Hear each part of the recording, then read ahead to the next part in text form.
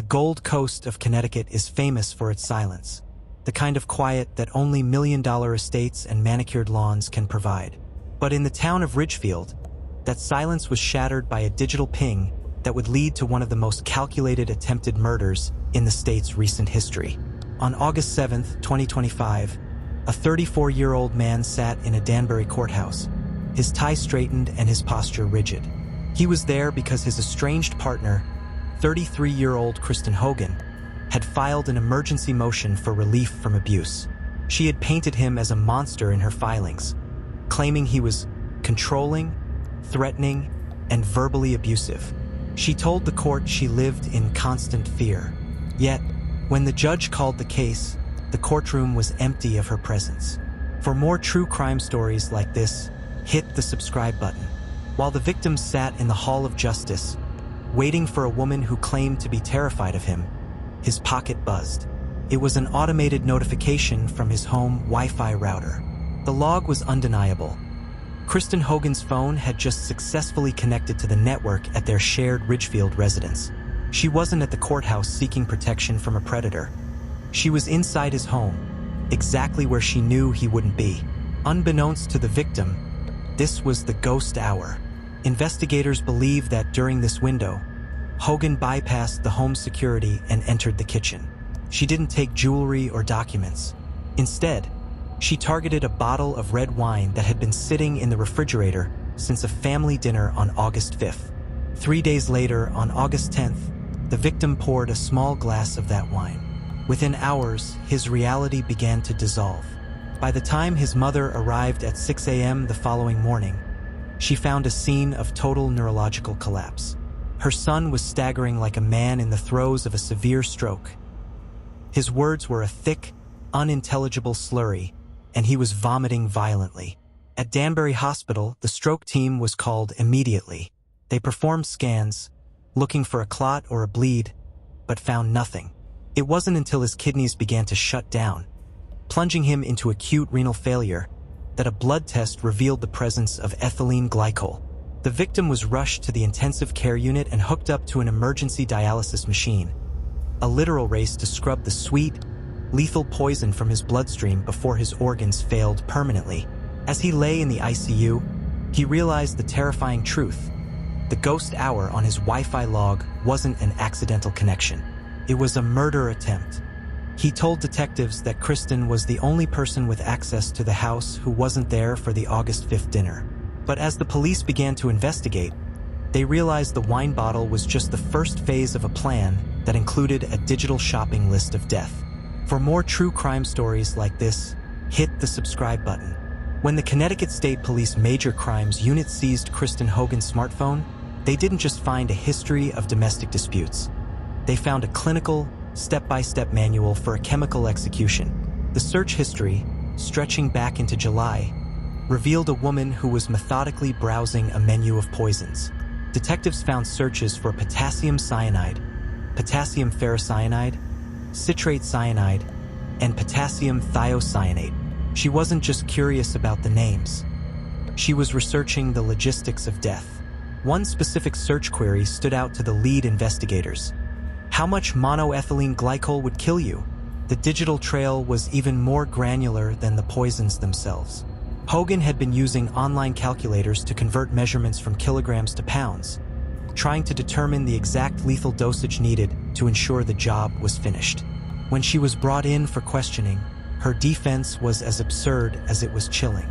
She initially looked at the list of chemicals and claimed she didn't recognize any of them.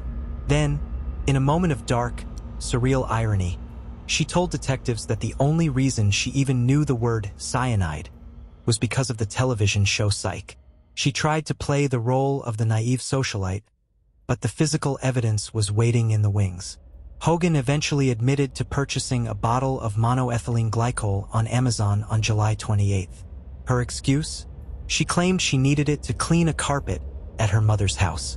But forensic experts quickly pointed out that the chemical is a primary ingredient in antifreeze, not a common household carpet cleaner. Under the pressure of the Wi-Fi logs and the hospital's toxicology report, Hogan's facade finally fractured. She confessed to pouring the chemical into the red wine, and then revealed a second attempt. She had also spiked a bottle of the victim's iced tea. Her motive, she claimed, was not murder, but payback. She said she just wanted him to be sick so he would understand the mental abuse she had suffered. However, the payback took a terrifying turn in September. While the attempted murder investigation was active, the couple's 2-year-old child was suddenly rushed to the hospital with symptoms that were a mirror image of the father's: lethargy, vomiting, and neurological distress. Hogan immediately went on the offensive, telling social workers and hospital staff that she suspected the father was the one poisoning the child. It was a high-stakes, real-time frame-up. But detectives noticed a pattern. The father reported that Hogan had recently become unusually cordial, even offering to cook him dinner, a gesture he found highly odd. He also noticed that every time the child returned from a visit with Hogan, the boy was exhausted and refused to eat. The investigators were beginning to suspect that Hogan wasn't just a poisoner.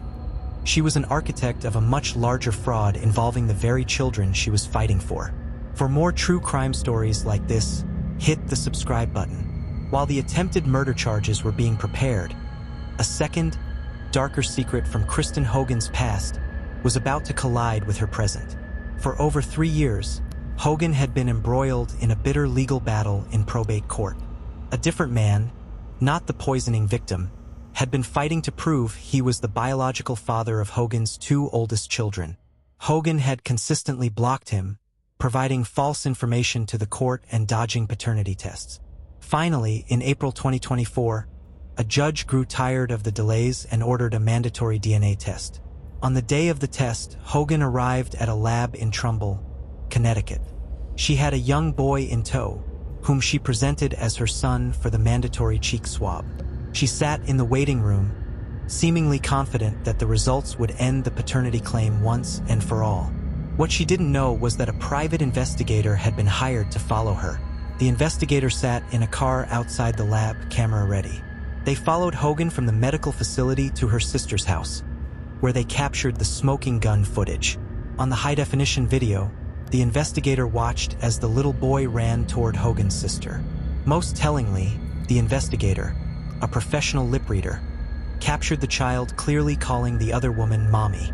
When the DNA results returned from the lab, they were a scientific impossibility.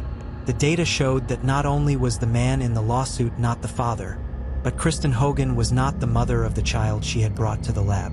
She had allegedly borrowed her own nephew, taking her sister's son to the lab to pose as her own child to commit a massive act of evidence tampering. This wasn't just a lie. It was a systematic attempt to rewrite the genetic history of her children to win a legal battle. The fallout was swift.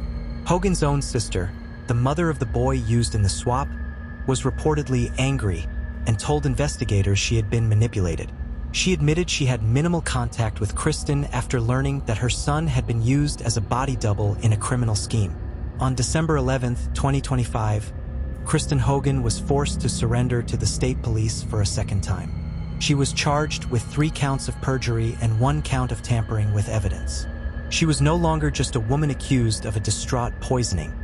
She was now documented as a person willing to weaponize her own family's identity to maintain control. But as the 2 cases merged, the question became, how could a woman facing these charges be allowed to return to a life of luxury? For more true crime stories like this, hit the subscribe button. As we reach the final days of December 2025, the case of Kristen Hogan has become a lightning rod for questions about wealth and the American justice system. After her initial arrest for attempted murder, a judge set her bond at $1 million. For most, this would be a permanent stay in a jail cell. But for Hogan, it was a transaction. She was able to post the 10% cash requirement, $100,000, almost immediately. She was released, but under conditions that are among the most restrictive in Connecticut's history. She currently lives in high-end purgatory at her grandparents' home in Massachusetts. She is under 24/7 home confinement and is required to wear a GPS monitoring bracelet that pings her location to a parole officer every 60 seconds.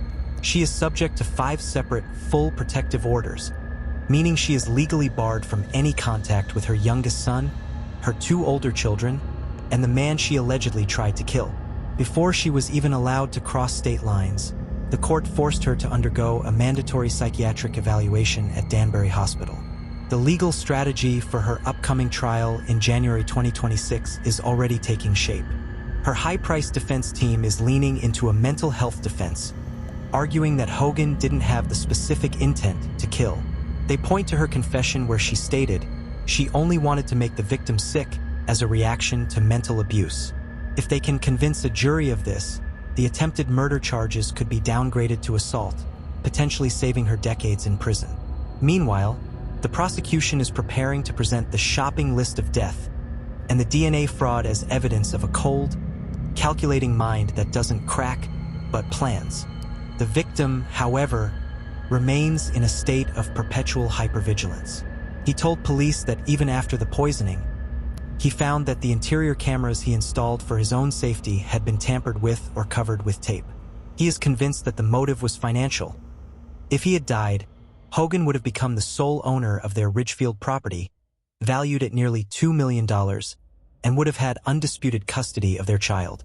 As he continues to recover from the damage to his kidneys, he remains the state's star witness. Kristen Hogan is scheduled for 2 critical court dates this week, December 22nd and 23rd, 2025, to answer for the DNA fraud and perjury charges. These hearings will determine if her $1 million bond will be revoked or if she will be allowed to remain in her Massachusetts fortress until her life or death trial begins in 2026. The town of Ridgefield and the justice system itself are waiting to see if a trail of antifreeze and fake DNA will finally lead to a prison cell. And as always, you've been watching True Crime Story Vault, where every case is examined with facts, clarity, and respect for the people affected. If you want to see more fact-based true crime stories like this one, make sure you subscribe and share your thoughts in the comments.